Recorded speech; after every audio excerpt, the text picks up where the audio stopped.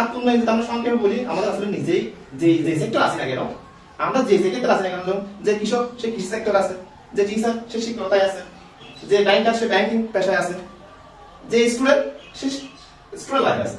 তার মানে প্রত্যেকটা মানুষের কোনো না কোনো সেক্টর আমরা আছি। যে সেক্টরে আছি সেই সেক্টরে থেকে নিজেকে we have to try to the best version of ourselves.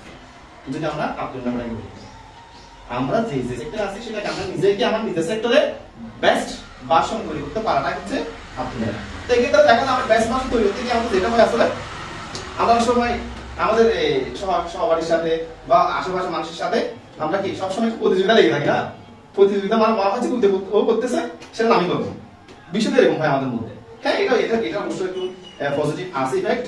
তবে সবচেয়ে আত্মোন্নয়নের জন্য যেটা আমাদের আসলে করাটা জরুরি সেটা হচ্ছে যে আমার নিজের পজিশনটা নিজের সেক্টরে দিন দিন উন্নতির দিকে ধাপটা ইমপ্রুভমেন্ট করা।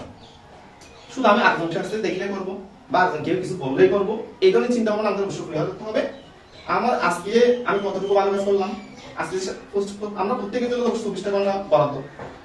তো আমাকে দিন শেষে চিন্তা করতে হবে যে কি আজকে সারাদিনের মধ্যে আমি কতটুকু সময় আমি আমার উন্নয়নের কাজে ব্যয় করলাম, নিজের উন্নয়নের কাজে কতটুকু সময় ব্যয় করলাম, দিন শেষে গিয়ে সেটাই হবে যে আমার আত্মউন্নয়নটা কতটুকু হয়েছে।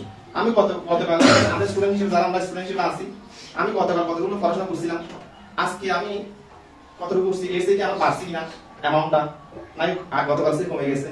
তাহলে এখান থেকে উপলব্ধি করা যাবে আজকে আমার আত্মউন্নয়ন হচ্ছে নাকি হচ্ছে না। এই হচ্ছে যে আমাদের আত্মউন্নয়নের মূল থিম, যেটা হচ্ছে কি নিজেকে বেস্ট ভার্সনে রূপান্তরিত করার সর্বোচ্চ চেষ্টা করা। সেটা হচ্ছে অন্যের সাথে প্রতিযোগিতার মধ্যে দিয়ে নয়, সেটা সহযোগিতার মাধ্যমে আমাদেরকে সর্বোচ্চ চেষ্টা রাখতে হবে।